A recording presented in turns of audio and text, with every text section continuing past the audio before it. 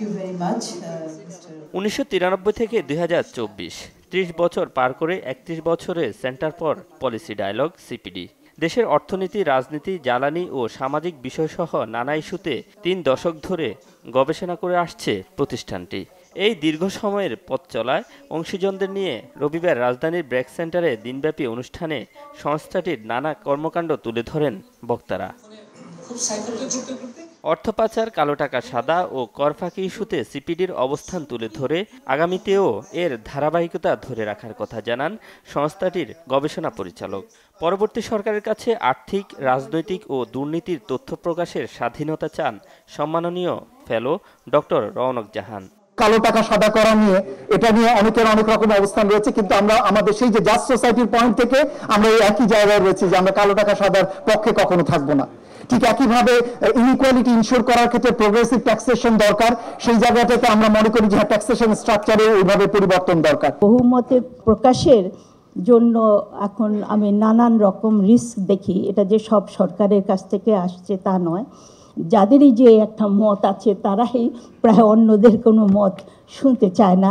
The dialogue process has been one of their greatest resources and they have made full benefited from this, and that the opposition leader, whoever he is, will be making similar contributions. এ সময় দেশের বর্তমান আর্থসামাজিক পরিস্থিতিতে সিপিডির গুরুত্ব তুলে ধরেন বিএনপির স্থায়ী কমিটির সদস্য ও সাবেক বাণিজ্যমন্ত্রী আমির খসরু মাহমুদ চৌধুরী। বলেন, চলমান সংস্কার গণতান্ত্রিক উপায়ে না হলে তা টেকসই হবে না। আপনি যদি একটা ফ্রি, ফেয়ার, একটা ইন্ডিপেন্ডেন্ট, একটা স্বাধীন, একটা গণতান্ত্রিক, একটা মুক্ত পরিবেশ যদি সৃষ্টি করতে না পারেন, at the end of the day এটা যেন কারোর জন্য সুখকর নয়।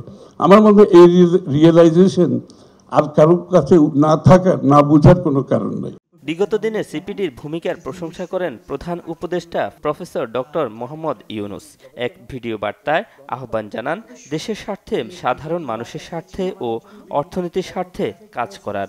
সিপিডি সবসময় স্রোতের বিপরীতে দাঁড়িয়ে স্বাধীনভাবে চিন্তা করেছে এবং দেশের স্বার্থে নীতি নির্ধারকদেরকে বিভিন্ন সময়ে গুরুত্বপূর্ণ পরামর্শ দেওয়ার চেষ্টা করেছে।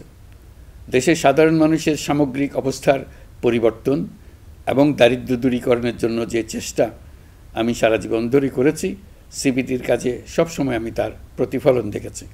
আমি আশা করি সিপিডি অতীতের মতোই বর্তমানে ও আগামীতে তার বুদ্ধিবৃত্তিক অবদান অব্যাহত রাখবে। সেমিনার থেকে নীতি নির্ধারকদের জবাবদিহিতা নিশ্চিতে আরও জনসম্পৃক্ত কাজ করার পরিকল্পনার কথা জানায় সিপিডি।